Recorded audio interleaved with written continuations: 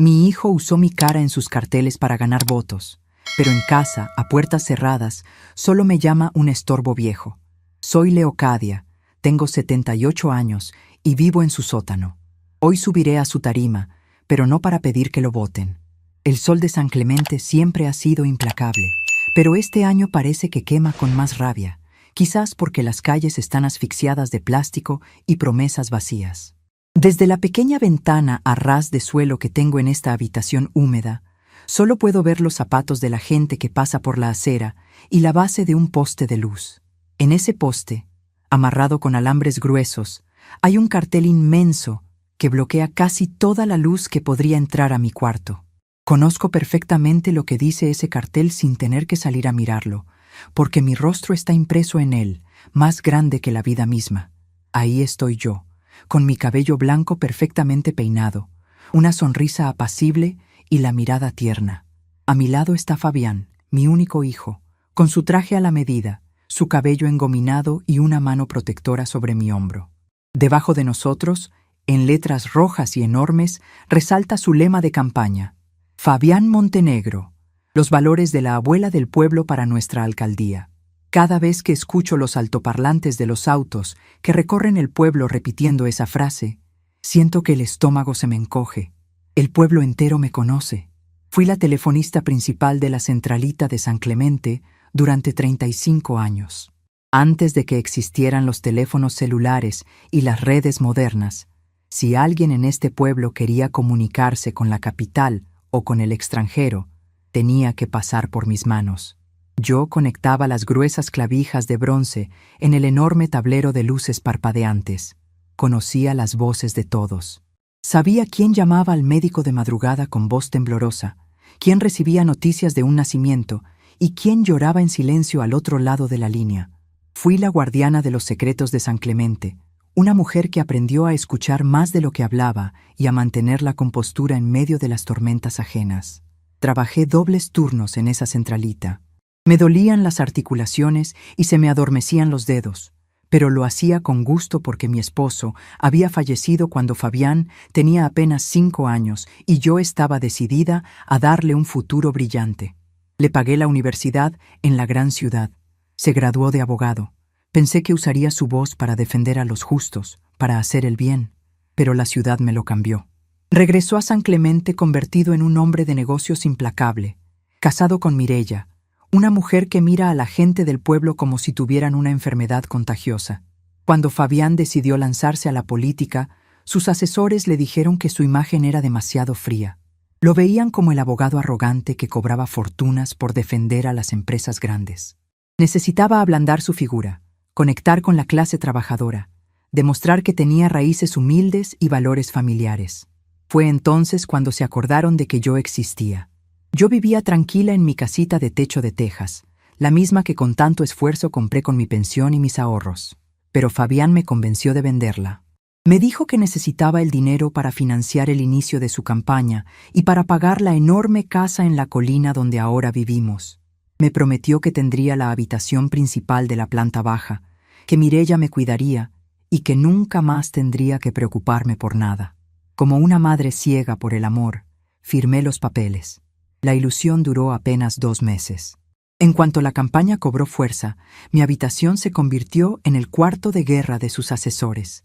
Llenaron mi espacio de computadoras, pizarrones y ceniceros. A mí me mudaron al sótano, a un cuarto estrecho que antes usaban para guardar herramientas y muebles viejos. Las paredes huelen a encierro y el frío del piso de cemento se me mete en los huesos, despertando el reumatismo que tanto me atormenta. Arriba, en la casa principal, hay banquetes todos los días. Políticos, empresarios y periodistas entran y salen. A mí no me permiten subir a menos que haya cámaras presentes. La empleada de Mireya me baja un plato de comida al mediodía y otro en la noche. A veces el arroz está frío. A veces la carne está tan dura que mis dientes cansados no pueden masticarla. Si intento subir para pedir un vaso de agua tibia o para recordarles que se me acabó la medicina para la presión, las miradas de desprecio son inmediatas. Pero el verdadero descubrimiento de la injusticia, el momento en que la venda se me cayó definitivamente de los ojos, ocurrió apenas ayer por la tarde. Faltaban 2 días para el gran cierre de campaña. Un periódico muy importante de la capital de la provincia había enviado a su mejor periodista para hacerle un reportaje íntimo al candidato de la familia. Fabián bajó al sótano a grandes zancadas. No tocó la puerta. Simplemente abrió, encendió la bombilla desnuda que cuelga del techo y me tiró un chal de lana fina sobre la cama. Me ordenó que me lo pusiera, que me peinara de inmediato y que subiera a la sala. Su tono no era el de un hijo hablándole a su madre. Era el de un capataz dándole órdenes a un peón. Tomé mi bastón de madera de Guayacán, un regalo que mi difunto esposo talló para mí con sus propias manos y que es el único objeto de mi pasado que Mireya no ha logrado tirar a la basura. Me apoyé en él y subí los escalones de madera con dificultad, sintiendo punzadas en las rodillas a cada paso. Cuando llegué a la sala, todo era un escenario montado. Habían puesto tazas de porcelana sobre la mesa de centro, bizcochos que jamás me dejarían probar y un florero enorme. Fabián me sentó a su lado en el sofá de cuero importado. Cuando los periodistas entraron, su rostro se transformó por completo. La dureza de su mandíbula se relajó. Sus ojos adoptaron un brillo compasivo y me pasó el brazo por los hombros, atrayéndome hacia él con una fuerza que parecía cariño, pero que en realidad era control. Habló durante media hora sobre cómo yo le había enseñado el valor de la honestidad. Contó historias inventadas sobre nuestras cenas humildes y sobre cómo él me cuidaba ahora en mi vejez, devolviéndome un poco del sacrificio que yo había hecho. El fotógrafo no paraba de tomar fotos. Los flashes me lastimaban la vista, pero yo mantenía la sonrisa congelada que me habían ordenado poner. En un momento, el periodista se dirigió directamente a mí. Me preguntó qué sentía al ver a mi hijo a punto de convertirse en la máxima autoridad del pueblo. Antes de que pudiera formular una respuesta, sentí los dedos de Fabián clavándose en mi hombro derecho. No era un apretón de apoyo. Sus uñas se hundieron en mi carne a través del chal de lana, advirtiéndome en silencio. El dolor fue agudo, pero más dolorosa fue la amenaza implícita en ese gesto. Respondí con voz temblorosa que él siempre había sido un muchacho con mucha ambición. El periodista anotó algo en su libreta, sonrió ante mi respuesta corta y poco después dio por terminada la entrevista. Apenas la puerta principal se cerró detrás del equipo de prensa, el aire en la sala cambió de golpe. La farsa se derrumbó en un segundo. Fabián apartó su brazo de mi hombro con tanta brusquedad que casi me hace perder el equilibrio. Se aflojó la corbata y caminó hacia el bar para servirse un trago, murmurando maldiciones. Le dije en voz baja que me había lastimado el hombro, que sus dedos me habían dejado marcas. Fabián se dio la vuelta, con el vaso de licor en la mano, y me miró con una frialdad que me congeló la sangre. Ya no había rastro del hijo que yo había amado incondicionalmente. Delante de mí solo había un extraño consumido por el poder y la vanidad. Me dijo que lo que realmente lastimaba era tener que soportar mi lentitud, que casi había arruinado la entrevista con mis balbuceos de vieja. Se acercó a mí, señalándome con el dedo índice, y sus palabras cayeron sobre mí como piedras pesadas. Me dijo que no servía para nada más que para la foto. Me llamó un estorbo, una carga inútil que le arruinaba la estética a su casa. Me aseguró que, si no fuera porque mi cara de abuela sufrida le sumaba puntos vitales en las encuestas contra su rival, me habría internado en un asilo estatal desde el primer mes de campaña. Mireya, que estaba recogiendo las tazas de porcelana, soltó una pequeña risa de complicidad y ni siquiera me miró a los ojos. Fabián me ordenó regresar al sótano inmediatamente. Me dijo que no saliera por ningún motivo, que los asesores necesitaban la casa libre de molestias. Me advirtió que al día siguiente mandarían un chofer por mí para llevarme a la plaza principal, donde se celebraría el gran cierre de campaña. Me dejó muy claro que mi único trabajo sería subir a la tarima, saludar con la mano, sonreír para las cámaras y mantener la boca cerrada. Bajé las escaleras sola, aferrándome a mi bastón de Guayacán con tanta fuerza que los nudillos se me pusieron blancos. Cada escalón hacia la oscuridad de mi cuarto era un descenso hacia mi propia miseria. Me senté en la orilla de mi cama estrecha, escuchando el eco de sus palabras rebotando en las paredes húmedas. Un asilo estatal, un estorbo, una carga inútil. No voy a mentir. Lloré. Las lágrimas me quemaban las mejillas arrugadas. Lloré por la casa que perdí, por los años de juventud que dejé en aquella centralita telefónica para pagarle sus estudios, y sobre todo, lloré por la muerte definitiva del muchacho noble que alguna vez creí criar. Lloré durante horas, en silencio, mientras desde la calle se filtraba el ruido de un camión con altoparlantes que anunciaba el gran evento del día siguiente, invitando a todo el pueblo a votar por el hombre de la familia. Pero en algún momento de la madrugada, cuando el cansancio debería haberme rendido, el llanto se detuvo. Me sequé la cara con el dorso de la mano. La tristeza profunda se fue evaporando, dejando en su lugar un calor distinto, una energía densa y punzante que comenzó a latir en mi pecho. Miré mis manos en la penumbra. Son manos viejas, manchadas por el tiempo, pero son las manos de Leocadia. Soy la mujer que mantuvo comunicado a un pueblo entero durante 3 décadas. Soy la mujer que manejaba las crisis de los demás a través de un auricular, enlazando destinos, cortando llamadas equivocadas y asegurándose de que la verdad siempre encontrara su camino a través de los cables de cobre. No soy una mujer débil. Nunca lo he sido. Fabián cometió el error más grande de su vida al pensar que mi silencio frente a sus maltratos era una señal de sumisión total. Confundió mi amor de madre con estupidez. Confundió mi edad con falta de coraje. Cree que porque camino lento y uso un bastón de madera, mi mente y mi voluntad también están atrofiadas. Él construyó toda su plataforma política sobre mi imagen. Usó mis canas, mis arrugas y mi historia de sacrificio para convencer a la gente humilde de San Clemente de que él es uno de ellos. Se adueñó de mi identidad para forjarse un escudo de falsa decencia. Me levanté de la cama lentamente y caminé hacia el pequeño espejo percudido que cuelga encima del lavabo de mi cuarto. Me miré fijamente a los ojos. El reflejo ya no mostraba a la abuelita triste y manipulable de los carteles de plástico. Mostraba a una mujer que ha decidido que ya no tiene nada más que perder. Mañana es el evento principal. La plaza del pueblo estará a reventar. Estarán los canales de televisión regionales, la radio local, los alcaldes de los pueblos vecinos y miles de vecinos de San Clemente, muchos de los cuales todavía recuerdan mi voz atendiéndolos en la centralita.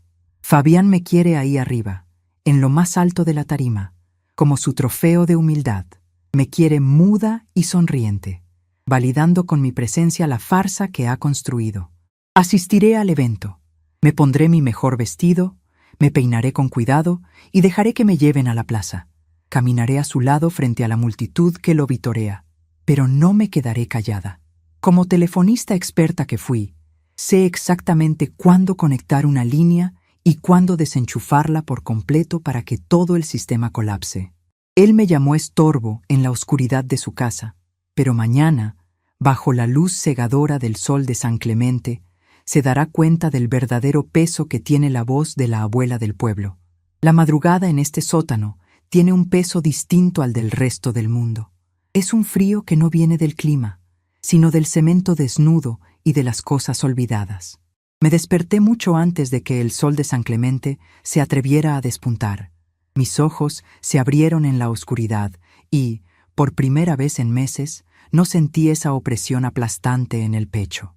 El llanto de la noche anterior había lavado la lástima que sentía por mí misma. En su lugar quedó una claridad mental tan afilada que casi me daba vértigo.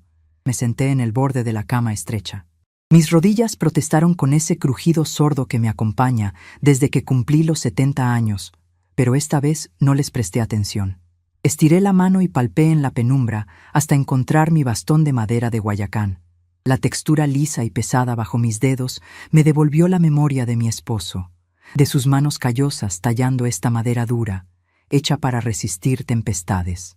Me apoyé en él y me puse de pie.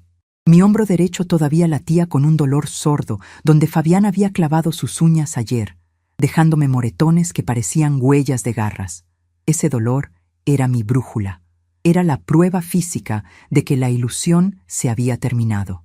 Necesitaba pensar y, sobre todo, necesitaba saber exactamente qué iba a pasar hoy. En mis años en la centralita telefónica, aprendí que la información es el único escudo verdadero que existe. Quien controla las líneas, controla la verdad. y yo necesitaba conectar mis propias líneas antes de que el circo de mi hijo abriera sus puertas. Caminé hacia las escaleras de madera y comencé a subir lentamente. Faltaba mucho para que las sirvientas llegaran y para que los asesores de traje barato comenzaran a vociferar por los pasillos. La casa inmensa, esa mansión en la colina que mi hijo compró a costa de mi tranquilidad, estaba en un silencio absoluto. El piso de mármol del pasillo principal estaba helado bajo mis zapatillas de tela. Me dirigí hacia la habitación del fondo en la planta baja, el lugar que me habían prometido como mi dormitorio y que Fabián había convertido en su centro de mando. La puerta estaba entreabierta, dejando escapar el olor rancio a tabaco frío y a café quemado de la noche anterior. Empujé la puerta con la punta de mi bastón y entré. El cuarto era un desastre de proporciones políticas. Había cajas de carteles apiladas en las esquinas, tazas sucias sobre escritorios improvisados y ceniceros desbordados. Pero lo que me heló la sangre no fue el desorden, sino las enormes pizarras acrílicas que cubrían la pared principal. Me acerqué arrastrando los pies para leer lo que estaba escrito con marcadores de colores chillones. Habían trazado gráficos, porcentajes y mapas de San Clemente. En el centro de la pizarra más grande, escrito en letras rojas y mayúsculas, había un recuadro que decía «El factor abuela». Debajo de ese título había una lista de viñetas que describían mi existencia como si yo fuera una simple herramienta de ferretería. Decía cosas como explotar la viudez, mencionar el sacrificio de sus manos, mantenerla callada y sonriente, vestuario, chal humilde y colores tristes. Al lado de esos puntos, alguien había pegado una de las fotografías de la entrevista de ayer, donde Fabián me abrazaba mientras me lastimaba el hombro. En la foto, yo parecía una anciana frágil y desvalida. Pasé los dedos por encima de la fotografía. Qué ciegos son los que se emborrachan de poder. Me miran y solo ven arrugas y canas. Creen que la vejez borra el entendimiento, que los años nos vuelven sordos y tontos. No se dan cuenta de que envejecer te otorga el superpoder más grande de todos, la invisibilidad absoluta. La gente deja de mirarte a los ojos cuando pasas de cierta edad. Te conviertes en parte del decorado, como una maceta en el rincón de una sala o un reloj de pared al que nadie le presta atención hasta que deja de dar la hora. En esta casa, los asesores de Fabián, su esposa Mireya y hasta él mismo han hablado delante de mí como si yo fuera sorda. Han discutido sobornos, han planeado difamaciones contra sus rivales y han contado el dinero negro de la campaña a 2 metros de mi silla, asumiendo que mi cerebro de 78 años no podía procesar sus palabras.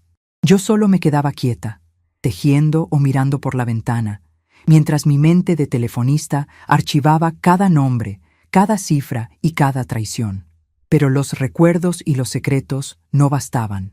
Necesitaba un plan de ejecución.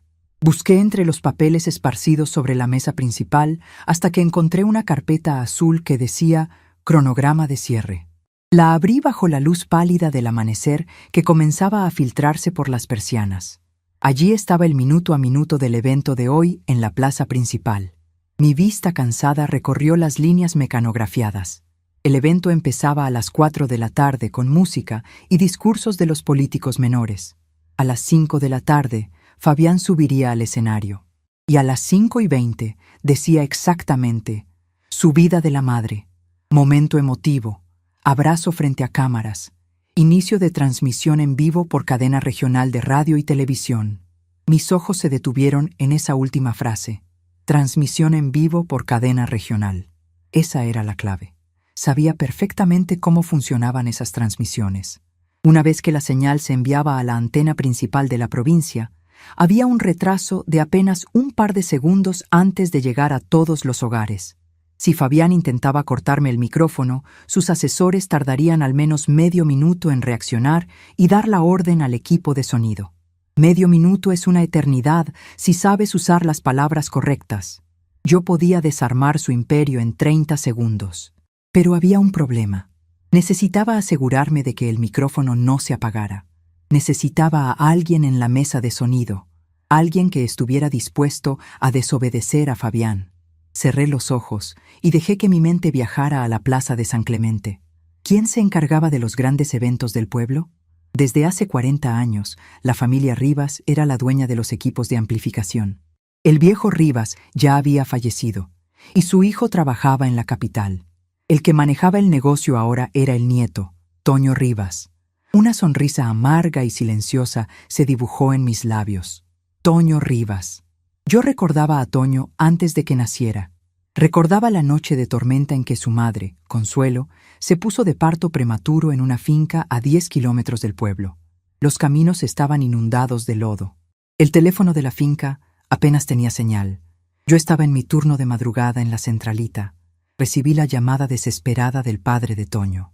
Yo conecté la línea con el médico del pueblo, pero también conecté la línea con el cuartel de bomberos y no me despegué de los auriculares durante 4 horas, triangulando las comunicaciones, guiando a los bomberos por las rutas seguras que el médico me indicaba hasta que lograron rescatarla.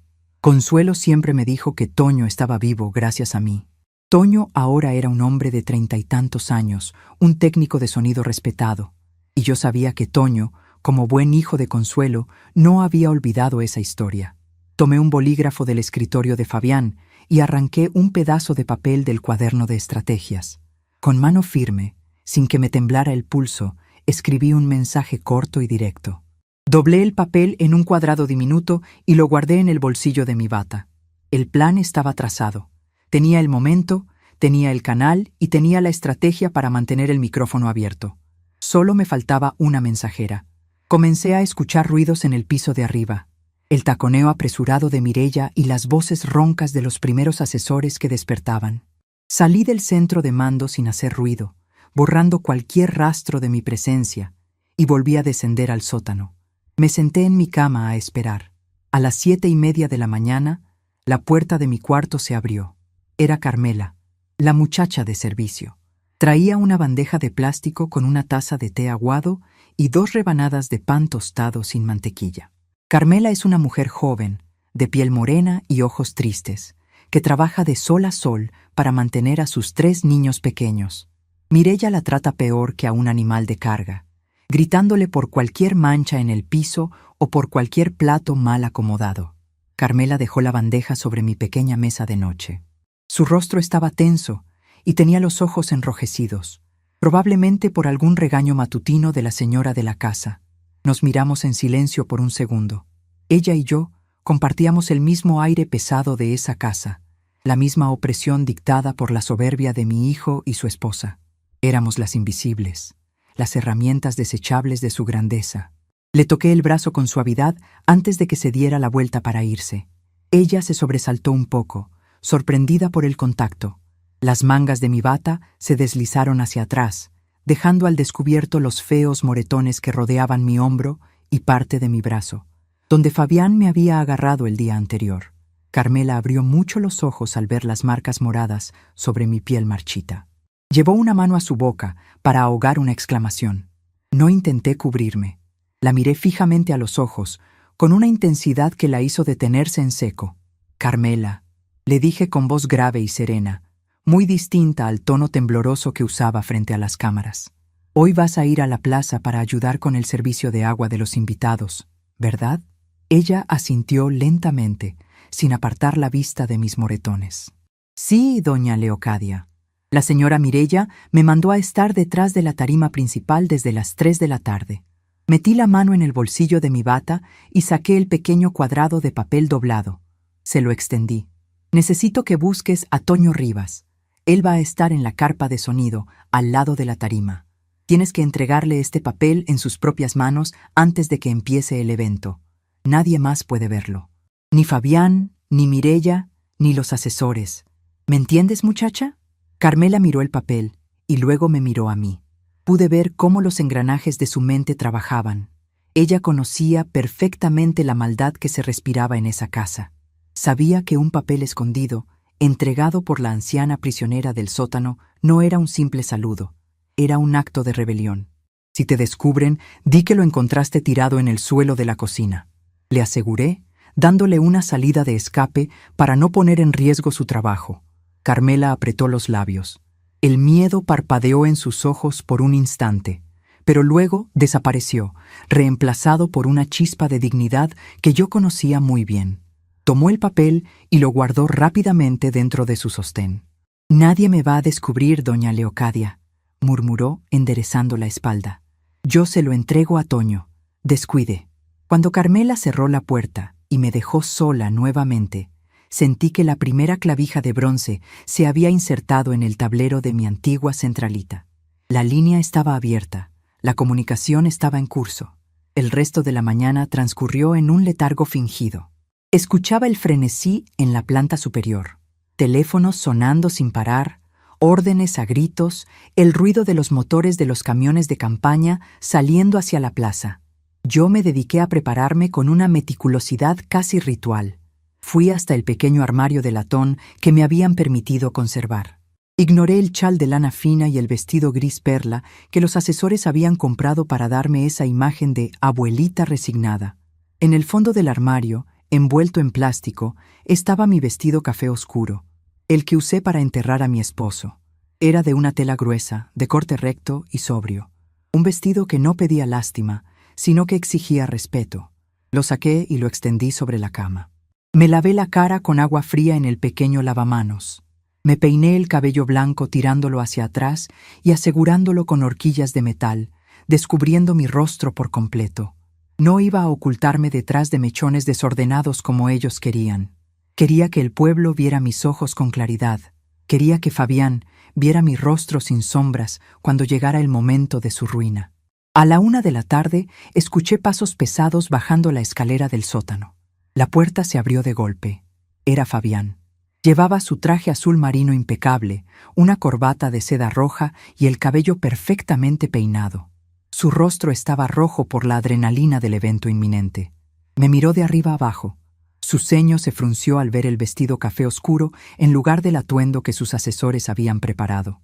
«¿Qué es esa ropa, mamá?», exigió saber, usando ese tono de desprecio que reservaba solo para mí cuando estábamos a solas. «Te dije que te pusieras el chal que te compré. Pareces una viuda amargada con ese trapo oscuro». Apreté las manos alrededor del mango de mi bastón de Guayacán. Respiré hondo y dejé caer los hombros, adoptando la postura de anciana sumisa que él esperaba ver. «El chal se ensució con el té esta mañana, hijo». Mentí, bajando la mirada para no delatar el fuego que me ardía en las pupilas. «No tuve más remedio que ponerme este. No quiero hacerte quedar mal». Fabián resopló, mirando su reloj de pulsera de oro puro. No tenía tiempo para discutir por un vestido. El reloj jugaba a mi favor. «Da igual», masculló, dándose la vuelta. «Escúchame bien. El chofer viene por ti a las 4. Te van a llevar directamente detrás de la tarima. Te vas a quedar sentada en una silla hasta que yo te llame al escenario. Cuando subas, caminas despacio. Me abrazas, sonríes a las cámaras y te quedas callada. Ni una sola palabra, Leocadia. El discurso lo doy yo. Tú solo eres el adorno para la foto del final». ¿Quedó claro? «Claro, Fabián», respondí con un hilo de voz, manteniendo la cabeza gacha. «Lo que tú digas». Él asintió, satisfecho con su poder, y subió las escaleras a zancadas dobles. No se dio cuenta de que al llamarme por mi nombre en lugar de mamá, había roto el último hilo de compasión que me ataba a él. Me quedé sola en la penumbra del sótano, escuchando cómo sus pasos se alejaban. Me enderecé lentamente, estirando la columna hasta alcanzar mi altura completa. El dolor en mis articulaciones había desaparecido por completo, devorado por la determinación. Acomodé el cuello de mi vestido café y tomé mi bastón con firmeza. La abuela del pueblo estaba lista para salir de las sombras, no para pedir caridad ni para adornar una mentira, sino para conectar la llamada más importante de toda su vida. Y esta vez, nadie en San Clemente iba a poder colgar el teléfono. El aire acondicionado de la camioneta negra que enviaron a recogerme estaba tan fuerte que me calaba los huesos, pero no dije nada. El chofer, un muchacho de cuello ancho y lentes oscuros que jamás había visto en San Clemente, ni siquiera me dio las buenas tardes al abrirme la puerta. Me trató como a un paquete frágil y molesto que debía entregar en un punto exacto a una hora precisa. Mientras el vehículo blindado avanzaba por las calles empedradas de mi pueblo, pegué el rostro al vidrio polarizado. Allá afuera, el San Clemente que yo conocía estaba irreconocible, asfixiado bajo el peso de la ambición de mi hijo. Había pendones colgados de cada poste, de cada balcón y hasta de las ramas de los viejos árboles de mango en la Plaza Sur. Las calles estaban inundadas de gente que caminaba hacia el centro, atraída por la promesa de comida gratis, música en vivo y la curiosidad que siempre despiertan los grandes espectáculos. A través del cristal tintado, vi a mujeres con las que alguna vez compartí el pan en el mercado, a hombres cuyas llamadas de emergencia yo misma había conectado décadas atrás. Ahora todos llevaban camisetas baratas con el rostro sonriente de Fabián, y a su lado mi propia cara de anciana resignada. Era una procesión hacia una mentira gigante, y yo viajaba en el asiento trasero del vehículo principal, como el ídolo de madera de una religión falsa. Llegamos a la parte trasera de la plaza principal. Habían montado un cerco de vallas metálicas, custodiadas por hombres de seguridad que apartaban a los vecinos a empujones. La camioneta se detuvo frente a una enorme carpa blanca instalada justo detrás de la tarima monumental. El ruido aquí ya era ensordecedor. Los bajos de los parlantes hacían vibrar el suelo de adoquines y el eco de la música tropical rebotaba contra la fachada de la vieja iglesia colonial. El chófer me abrió la puerta y me indicó con un gesto seco que bajara. Apoyé mi bastón de Guayacán en el suelo. Sentí la solidez de la madera y me impulsé hacia afuera. El calor de las 4 de la tarde me golpeó la cara como una bofetada de vapor, mezclado con el olor a fritangas de los puestos callejeros y el aroma rancio del sudor y la colonia barata que impregnaba el aire alrededor de la carpa política. Al entrar al recinto de lona, me encontré con el verdadero corazón de la campaña. Era un hormiguero de frenesí y arrogancia. Había mesas plegables llenas de botellas de agua importada, bandejas de carne asada que nadie del pueblo probaría jamás y un ejército de asesores con auriculares corriendo de un lado a otro. En una esquina, sentada en una silla de plástico que alguien había cubierto con una tela blanca para no manchar su ropa, estaba Mireya. Llevaba un vestido de lino crudo que costaba más de lo que ganaba un maestro de San Clemente en todo un año, y se abanicaba frenéticamente con un folleto de la campaña, arrugando la nariz con evidente asco. «Pongan a la señora en esa esquina, lejos del paso, que no estorbe a los técnicos», ordenó Mireya en cuanto me vio entrar, sin siquiera dirigirme la mirada. «Y que alguien le limpie los zapatos, que trae polvo de la calle». Un asistente joven con cara de agotamiento me guió hacia una silla plegable al fondo de la carpa, cerca de una maraña de cables negros y gruesos. Me senté en silencio, alisando la falda de mi vestido café oscuro. Nadie me prestó la más mínima atención. Para ellos, yo solo era utilería, un objeto inanimado que debía permanecer guardado hasta el momento de salir a escena. Esa invisibilidad, la misma que me había condenado al sótano de mi propia vida, era ahora mi escudo y mi arma. Desde mi rincón, adopté la postura de la anciana cansada. Dejé caer los hombros. Apoyé las 2 manos sobre el mango de mi bastón y cerré los ojos a medias, como si estuviera adormilada por el calor. Pero mis oídos, entrenados durante 35 años en la centralita del pueblo para captar hasta el más mínimo susurro en las líneas telefónicas, estaban más despiertos que nunca. La carpa era un confesionario abierto. A pocos metros de mí, el jefe de campaña de Fabián, un hombre calvo que sudaba a mares, hablaba por su teléfono celular tapándose la otra oreja. Sí, ya pagamos a las 3 radios locales, decía el hombre, riendo con cinismo. El locutor de la mañana ya sabe que tiene que hablar de las encuestas falsas hasta el cansancio. Y no te preocupes por el juez. Fabián ya le mandó el sobre a su esposa. Todo está amarrado. El pueblo es estúpido. Compran cualquier cosa si se la envuelves en un discurso de valores familiares. Guardé cada palabra en mi memoria, archivos mentales que se sumaban a la lista de agravios. Luego vi a Fabián.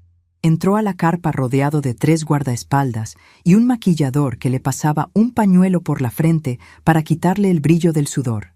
Mi hijo estaba eufórico.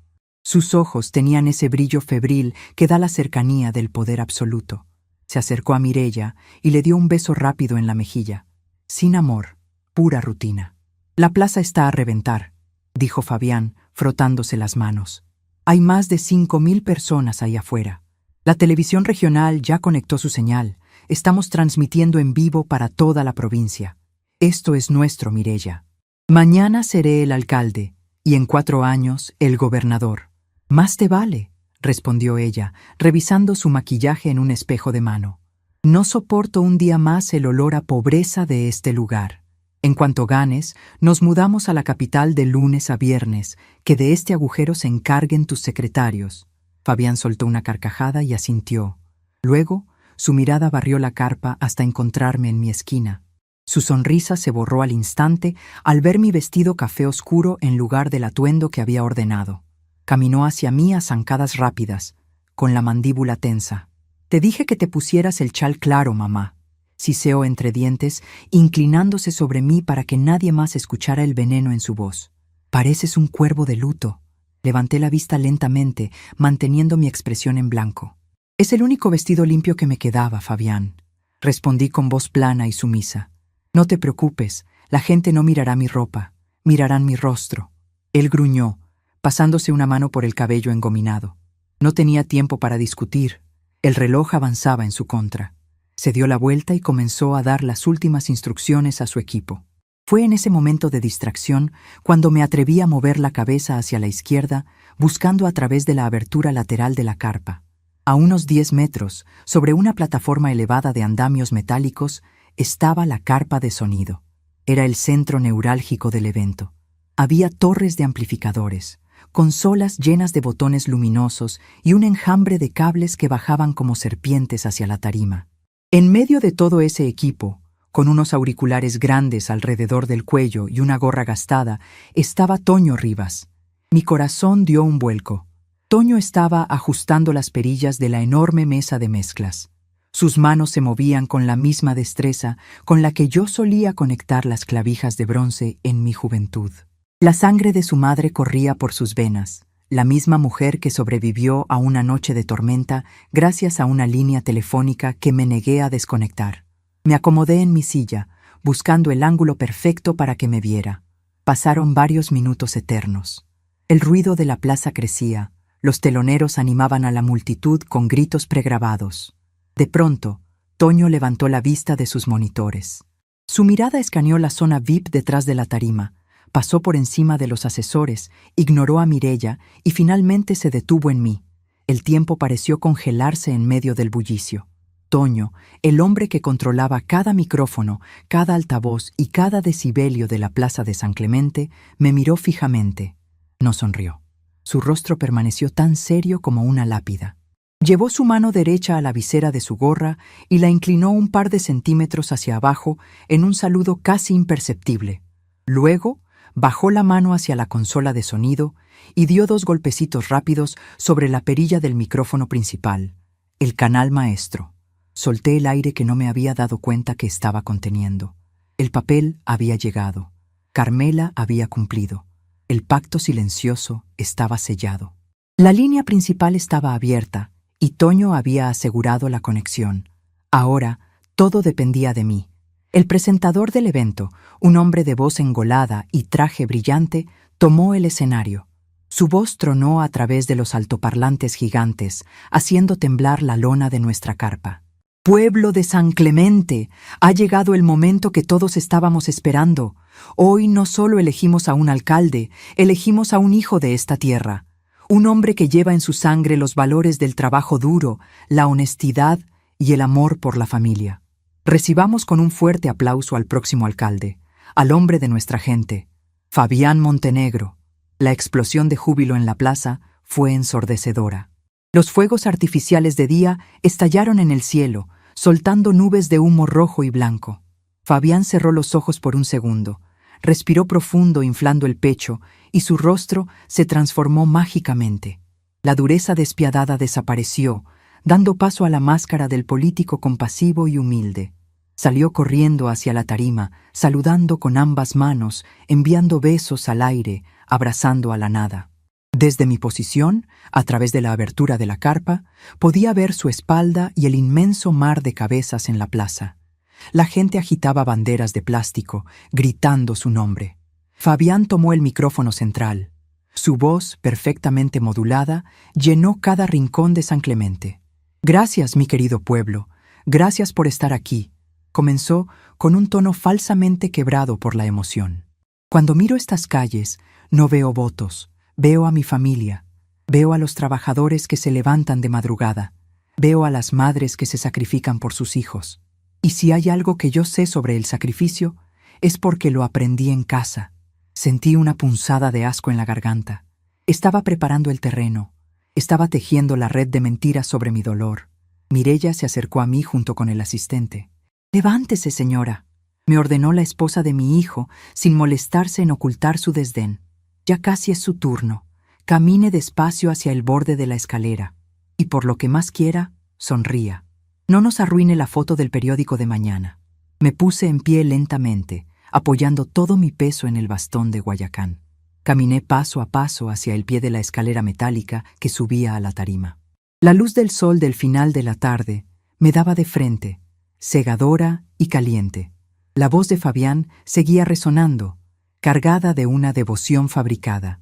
«Yo no nací en cuna de oro, San Clemente. Yo soy hijo de una viuda. Soy hijo de una mujer que se gastó la vista y las manos trabajando dobles turnos en la antigua centralita telefónica de este pueblo, solo para que yo pudiera tener un libro en las manos. Ella me enseñó que la verdad es el único camino, que la familia es sagrada y que a los mayores se les debe respeto y cuidado». La plaza aplaudió a rabiar. Algunos vecinos de las primeras filas se secaban lágrimas de los ojos. Yo apreté los dientes.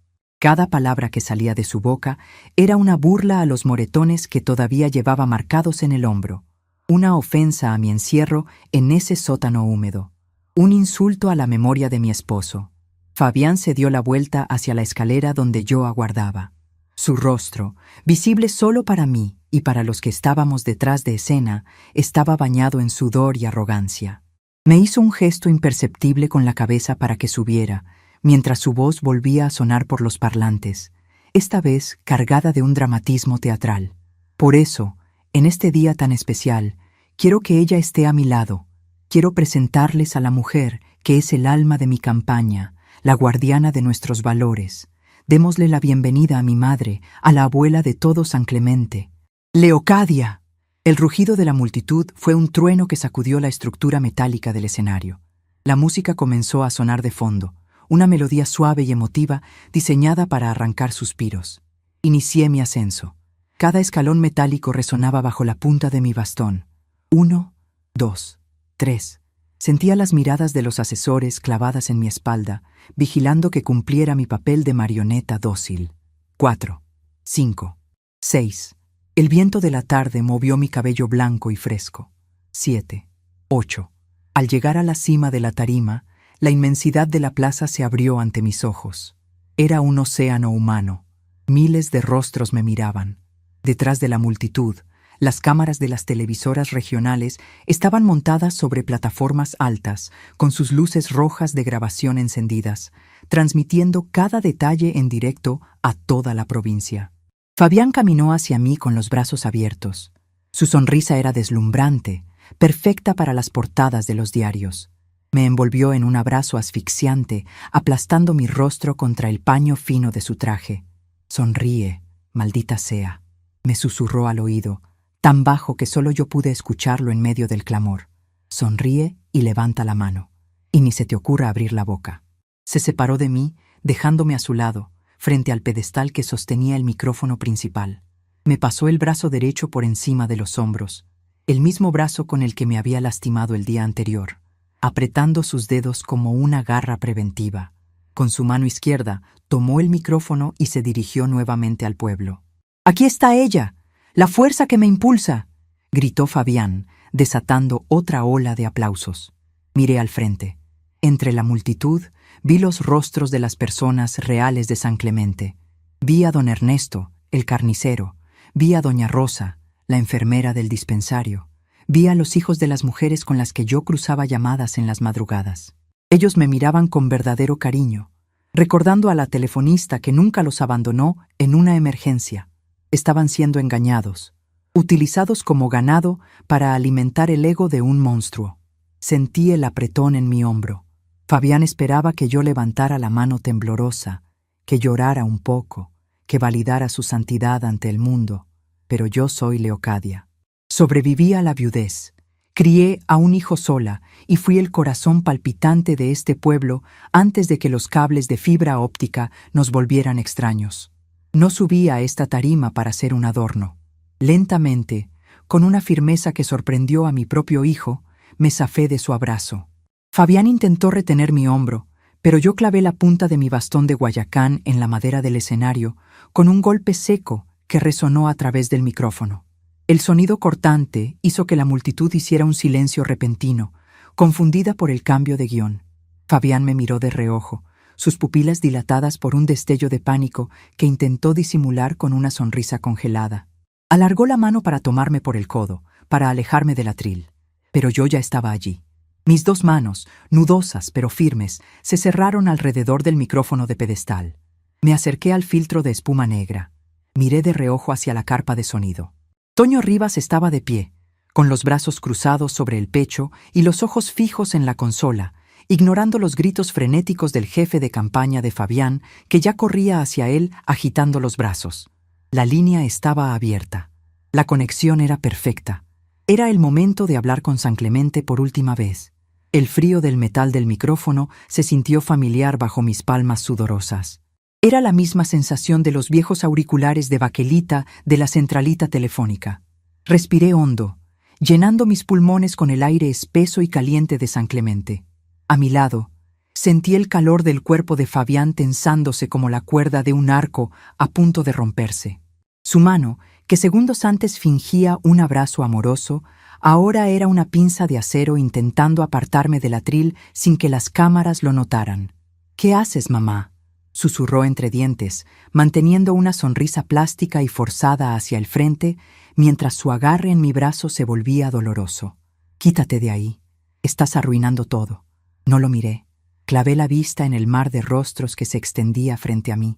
Miles de ojos me observaban, esperando las palabras temblorosas de una anciana agradecida. Las luces rojas de las cámaras de televisión parpadeaban, implacables, transmitiendo la señal a cada rincón de la provincia. Acerqué mis labios al filtro de espuma negra. «Buenas tardes, San Clemente», dije. Mi voz tronó a través de las inmensas torres de sonido.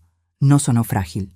No sonó como el balbuceo de la abuela indefensa que los carteles políticos prometían. Sonó firme, grave y clara, amplificada por la destreza de Toño Rivas en la consola principal. El eco de mis palabras rebotó contra la fachada de la iglesia y rodó por las calles empedradas. Fabián dio un tirón disimulado de mi codo, pero yo me aferré al pedestal con ambas manos y planté mi bastón de Guayacán con tanta fuerza que parecía haber echado raíces en la madera del escenario. «Mi nombre es Leocadia», continué, sintiendo cómo el silencio comenzaba a devorar el ruido de la plaza. «Ustedes me conocen, o al menos conocían mi voz. Fui su telefonista durante 35 años.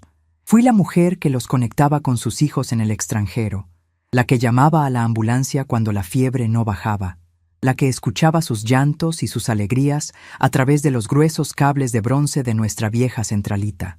Un murmullo de reconocimiento recorrió las primeras filas. Vi a varias mujeres mayores asentir con la cabeza. La conexión estaba hecha. El pueblo estaba al otro lado de la línea, escuchando. Fabián soltó una risa nerviosa y hueca que el micrófono captó apenas como un suspiro. Se inclinó hacia adelante, intentando invadir mi espacio, tratando de envolver su mano sobre la mía para tapar el micrófono. «La emoción embarga a mi querida madre», gritó Fabián, intentando sobreponer su voz a la mía, mirando a las cámaras con ojos desorbitados de pánico. «El calor y los recuerdos la tienen abrumada. Un aplauso para ella, por favor», mientras la acompañamos a sentarse. Nadie aplaudió. La plaza entera percibió la discordancia, el tono agudo y desesperado en la voz del candidato que hasta hace un minuto era puro carisma. Giré mi rostro hacia él. Lo miré con la frialdad de una madre que ha terminado de llorar a su hijo muerto. Levanté mi bastón apenas unos centímetros y lo dejé caer con fuerza sobre la punta de su zapato italiano de diseñador. Fabián soltó un jadeo ahogado y retrocedió un paso, perdiendo el equilibrio por un segundo. Ese paso hacia atrás fue todo lo que necesité para adueñarme por completo del escenario. «No estoy abrumada por el calor, Fabián», dije, y mi voz llenó cada rincón del pueblo. y mucho menos por la emoción. Estoy abrumada por la mentira. La plaza entera contuvo la respiración. Podía escuchar el zumbido de los generadores eléctricos de las cámaras y el aleteo de las palomas en los tejados cercanos. Miré de reojo hacia la carpa de sonido. El jefe de campaña de Fabián, aquel hombre calvo y sudoroso, estaba golpeando frenéticamente los andamios de la plataforma de sonido, gritándole a Toño que cortara el audio. Pero Toño, inmenso y firme como un roble, había cruzado una pesada barra de metal en la puerta de la jaula de andamios. Estaba de pie frente a la consola, con los brazos cruzados, protegiendo el canal maestro con su propio cuerpo. La luz de transmisión seguía verde. «Miran esos carteles gigantes colgados en cada poste de este pueblo», proseguí, señalando con mi mano libre hacia la avenida principal. «Miran esa foto donde mi hijo me abraza, con letras rojas que hablan de los valores de la familia y de la humildad. Me han llamado la abuela del pueblo. Han usado mis canas y mis arrugas como si fueran moneda de cambio para comprar la confianza de gente honesta». Fabián, con el rostro pálido y perlado de sudor frío, miró a los guardaespaldas que estaban al pie de la escalera. Les hizo un gesto desesperado con la mano, ordenándoles que subieran, pero las cámaras de la televisión regional estaban enfocando todo. Dos hombres corpulentos de traje negro dudaron en el primer escalón, sabiendo que si arrastraban a una anciana de 78 años por la fuerza en televisión nacional en vivo, la carrera política de su jefe terminaría antes de empezar. Se quedaron congelados. El poder de la transmisión en directo era mi escudo protector. «Ustedes ven a una mujer cuidada y amada en esa foto», dije, bajando el tono de voz para que sonara más íntimo, obligando a las miles de personas a guardar un silencio absoluto para poder escucharme. Pero la realidad es otra. Desde que esta campaña empezó, este hombre que se hace llamar el candidato de la familia me despojó de mi hogar. Me obligó a vender mi casita de techo de tejas para financiar sus mentiras. Me prometió cuidados, pero en cuanto el dinero estuvo en su cuenta, me encerró en el sótano de su mansión. Se escuchó un grito ahogado entre la multitud. Vi a don Ernesto, el carnicero, llevarse una mano a la cabeza, con los ojos muy abiertos. He vivido meses en un cuarto de cemento húmedo, comiendo las sobras frías que su esposa se dignaba a mandarme, mientras en la planta de arriba celebraban banquetes con el dinero de esta misma campaña. Para este hombre, yo no soy su madre. A puertas cerradas, me llama estorbo. Me llama una carga inútil que le arruina la estética a su casa. Fabián dio un paso hacia adelante. Su rostro ya no era el del político apuesto. Era una máscara desencajada por el terror y la furia. «Apaguen ese maldito micrófono. Está loca, está senil», empezó a gritar Fabián, perdiendo por completo la compostura, agitando los brazos hacia la carpa de sonido. Pero su voz, sin amplificar, apenas llegaba a las primeras filas, mientras que la mía seguía dominando el aire. Me desabroché lentamente el botón del puño derecho de mi vestido café oscuro. Remangué la gruesa tela hacia arriba, dejando al descubierto mi antebrazo y mi hombro derecho. El sol de la tarde iluminó con crueldad los enormes y profundos moretones púrpuras y amarillentos que manchaban mi piel marchita. Eran las marcas de los dedos de Fabián, huellas de violencia que parecían garras tatuadas en mi carne. Levanté el brazo para que todos lo vieran. Los operadores de cámara, olfateando la noticia de la década, hicieron un acercamiento inmediato. Supe que en ese mismo instante, mi brazo magullado estaba llenando las pantallas de miles de televisores en toda la región. El abrazo que vieron ayer en las noticias no fue de amor. Fue una amenaza, declaré, y mi voz tembló un poco, no por miedo, sino por el dolor de la memoria. Estas son las manos del hombre que promete cuidar de San Clemente. Las mismas manos que se hunden en la carne de su propia madre cuando se atreve a hablar más de la cuenta frente a un periodista. Un rugido sordo comenzó a nacer en el fondo de la plaza. No era un grito de apoyo político. Era el sonido primitivo y oscuro de la indignación colectiva. Las banderas de plástico con el rostro de Fabián comenzaron a bajar lentamente, como velas en un barco que se hunde.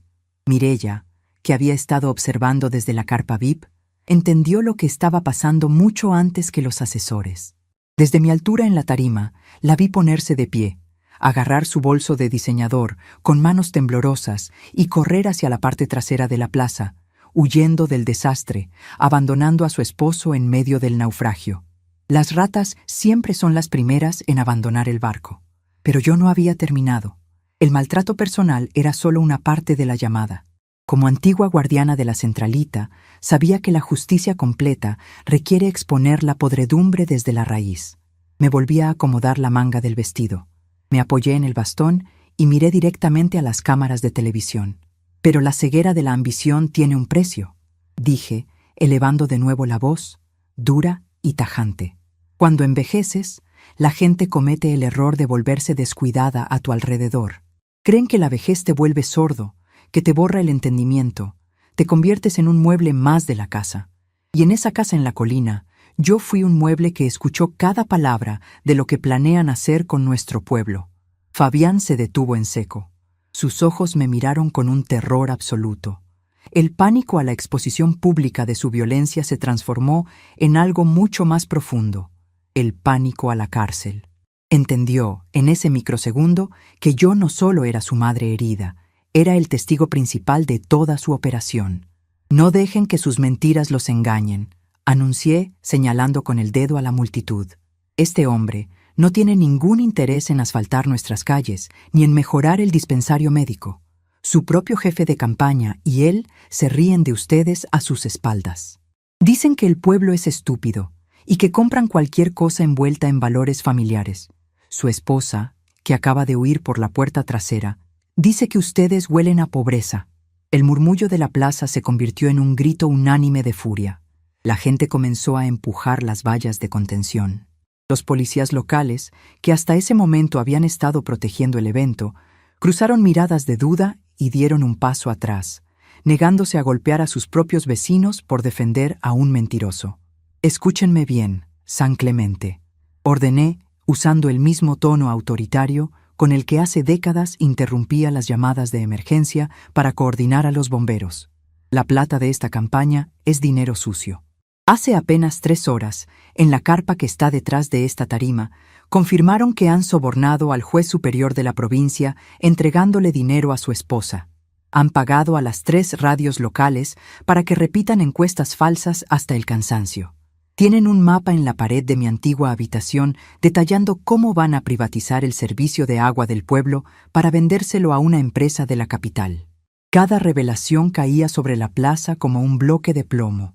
Nombré cifras, nombré apellidos, describí las carpetas y los maletines. Usé mi memoria de telefonista, esa mente entrenada para retener miles de números y direcciones, para vaciar el contenido exacto de las pizarras acrílicas de su cuarto de guerra frente a toda la provincia. La farsa se desmoronó en tiempo real. Los rostros de la multitud ya no mostraban confusión, mostraban una rabia ardiente y legítima. Las camisetas con el rostro de Fabián comenzaron a ser arrancadas y arrojadas al suelo. La plaza entera hervía, una marea de decepción que se estaba transformando rápidamente en sed de justicia. Fabián cayó de rodillas sobre la madera de la tarima. No lo hizo en un gesto dramático de arrepentimiento, sino porque las piernas literalmente le fallaron. Su corbata roja estaba torcida. El sudor le empapaba la camisa. Miró a su alrededor, buscando desesperadamente a sus asesores, a sus guardaespaldas, a cualquier persona que pudiera salvarlo, pero estaba completamente solo. Su equipo de campaña había desaparecido tras las cortinas del escenario, huyendo de la furia inminente de miles de personas engañadas. Hasta el presentador del evento había soltado su micrófono y corría por el callejón trasero. Me alejé un paso del micrófono central. El sonido del acople emitió un zumbido agudo por un segundo antes de que Toño ajustara la consola para silenciarlo con precisión quirúrgica. Miré a Toño en la distancia. El muchacho se quitó la gorra, asintió con la cabeza hacia mí con un respeto profundo y luego apagó la mesa de sonido, desconectando la señal maestra por completo. El silencio digital cortó la transmisión, pero la plaza rugía con vida propia. Fabián levantó la mirada hacia mí desde el suelo. Era un hombre quebrado, reducido a nada más que un traje caro y promesas rotas. Su arrogancia se había evaporado, dejando solo la cáscara vacía de un fraude expuesto. Abrió la boca para decirme algo, tal vez para suplicar, tal vez para maldecirme, pero ninguna palabra logró salir de su garganta reseca. Yo no sentí pena, La compasión que alguna vez guardé para el niño que crié se había extinguido en la oscuridad de aquel sótano húmedo. Frente a mí solo había un corrupto que había intentado robarle el alma a mi pueblo usando mi rostro como máscara. Me di la vuelta lentamente. Apoyé el bastón de Guayacán sobre la madera y comencé a caminar hacia las escaleras de la tarima. Mi espalda estaba erguida, mis hombros rectos. El dolor de las rodillas había desaparecido por completo, reemplazado por la ligereza inmensa de la libertad recuperada. Al pie de las escaleras, la multitud había roto el cerco de seguridad. Decenas de personas estaban de pie junto a los escalones metálicos. Por un instante pensé que la marea humana me tragaría en su furia, pero al verme descender, ocurrió algo que me cortó la respiración. Don Ernesto, el carnicero, dio un paso atrás. Doña Rosa, la enfermera, bajó la cabeza. Uno a uno, los habitantes de San Clemente comenzaron a apartarse, abriendo un pasillo perfecto y silencioso en medio del caos. No me miraban con lástima ni con burla. Me miraban con una reverencia absoluta. Caminé a través de ellos. Sentí manos gentiles rozando la tela gruesa de mi vestido café oscuro. Escuché susurros de agradecimiento, bendiciones murmuradas al viento. No era la abuela sumisa de los carteles de plástico. Era la voz de la verdad que había destrozado a un gigante de barro. Crucé la plaza de San Clemente bajo el sol del atardecer, dejando a mis espaldas el imperio en ruinas de mi hijo, sabiendo con absoluta certeza que las líneas de este pueblo jamás volverían a estar cortadas. El pasillo humano que se abrió a mi paso no era producto del miedo, sino de un respeto profundo, casi sagrado. Mientras avanzaba por la plaza de San Clemente, escuchaba el golpe rítmico de mi bastón de Guayacán contra los adoquines. Era el único sonido nítido en medio de los murmullos de asombro y las bendiciones que la gente dejaba caer a mis espaldas. El sol, ese mismo que horas antes parecía quemar con rabia, ahora se hundía en el horizonte, tiñendo las nubes de un naranja suave y compasivo. La brisa de la tarde sopló fresca, llevándose consigo el olor a sudor, a colonia barata y a mentiras políticas que había asfixiado el evento. No miré hacia atrás. No necesité hacerlo para saber qué estaba ocurriendo en la tarima. A mis espaldas, el silencio atónito de la multitud había comenzado a transformarse en un clamor caótico. Escuché el sonido de las sirenas de las patrullas acercándose a la plaza, pero esta vez no venían a proteger al candidato, sino a contener el desastre de un fraude expuesto a los ojos de toda la provincia. Las líneas telefónicas de los noticieros, de los juzgados y de las comisarías debían estar ardiendo en ese momento, cruzando llamadas de emergencia y órdenes de aprehensión. Yo conocía bien ese frenesí. Era el mismo caos que yo solía organizar desde mi tablero de luces parpadeantes, solo que esta vez la tormenta la había desatado yo misma con mis propias palabras. Esa noche no volví a la mansión de la colina. Doña Rosa, la enfermera del dispensario, me alcanzó antes de que llegara a la esquina de la iglesia. Me ofreció su brazo con una delicadeza que no necesitaba explicaciones y me llevó a su propia casa. Me preparó una sopa de pollo caliente y me preparó una cama con sábanas limpias que olían a lavanda y a sol. Cuando me acosté, el colchón era suave y la habitación tenía una ventana grande por donde entraba la luz de la luna. No había humedad, no había olor a encierro, no había paredes de cemento helado. Dormí 10 horas seguidas, un sueño profundo y reparador que no conocía desde que firmé aquellos malditos papeles de venta. Al día siguiente, San Clemente amaneció distinto. El ruido ensordecedor de los altoparlantes había desaparecido por completo. Las calles estaban sembradas de banderas rotas y carteles pisoteados. La imagen de la abuela del pueblo, que Fabián había usado como escudo, yacía en el suelo, cubierta de polvo, destrozada por las mismas personas que ahora entendían la verdad. La justicia, que a veces camina más lento que una mujer de 78 años con reumatismo, esa mañana tuvo que correr empujada por la vergüenza pública. La transmisión en vivo no dejó espacio para sobornos ocultos ni para maniobras de pasillo. El juez superior de la provincia, el mismo que iba a recibir el dinero negro de la campaña, tuvo que apartarse del cargo antes del mediodía cuando los periodistas rodearon su casa. Las autoridades electorales suspendieron las elecciones en nuestro municipio y enviaron a un equipo de fiscales desde la capital. A Fabián No le sirvieron de nada sus trajes a la medida, ni su labia de abogado arrogante. Lo detuvieron esa misma madrugada. Lo encontraron encerrado en el cuarto de guerra de la planta baja, rodeado de pizarras acrílicas y tazas de café frío, intentando destruir documentos y quemar memorias de computadora.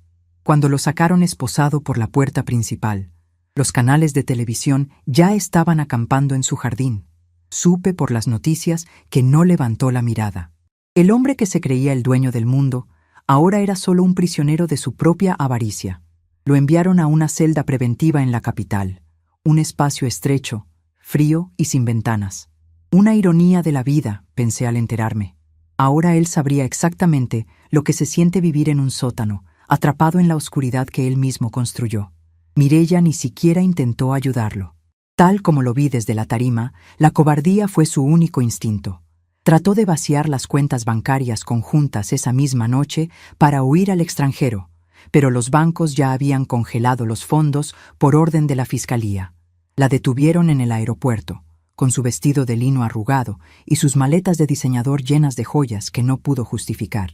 El desprecio que ella sentía por la pobreza se convirtió en su propio destino, perdiendo todo el lujo que había acumulado pisoteando a los demás. Durante las semanas que siguieron, San Clemente se convirtió en un hervidero de solidaridad. Fui llamada a declarar varias veces. Me senté frente a fiscales y jueces, apoyando mis manos nudosas sobre el mango de mi bastón, y repetí cada nombre, cada cifra y cada plan que había escuchado desde mi rincón invisible. Mi memoria de telefonista no falló ni una sola vez. Cada pieza de información encajaba perfectamente con los documentos que la policía confiscó en la mansión. Pero el verdadero cambio no ocurrió en los tribunales, sino en las veredas de mi pueblo.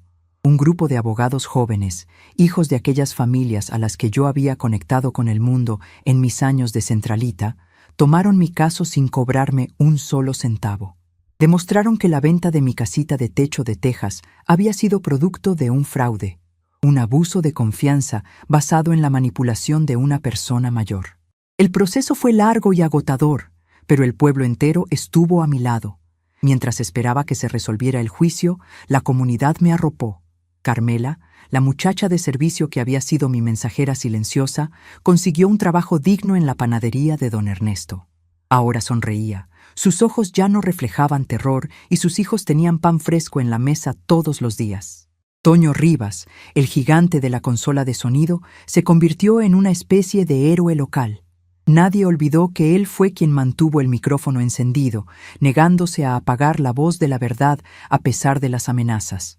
Toño venía a visitarme los domingos por la tarde, trayendo galletas dulces y sentándose a escuchar mis historias sobre su madre, reforzando ese lazo invisible que nos unía desde antes de que él naciera. La transformación más profunda, sin embargo, la vi en las miradas de los jóvenes de San Clemente hacia sus propios abuelos. Lo que pasó en esa plaza rompió un espejismo terrible. La gente joven comprendió que las canas no son sinónimo de debilidad, ni las arrugas una señal de retraso mental. Los viejos dejamos de ser el mobiliario mudo de las casas.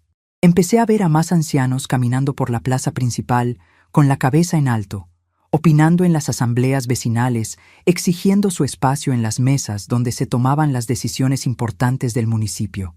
La invisibilidad se había esfumado. Mi grito en la tarima les recordó a todos que debajo de esta piel marchita hay mentes afiladas, memorias de hierro y voluntades que no se quiebran con facilidad. 8 meses después de aquel cierre de campaña, la justicia falló a mi favor.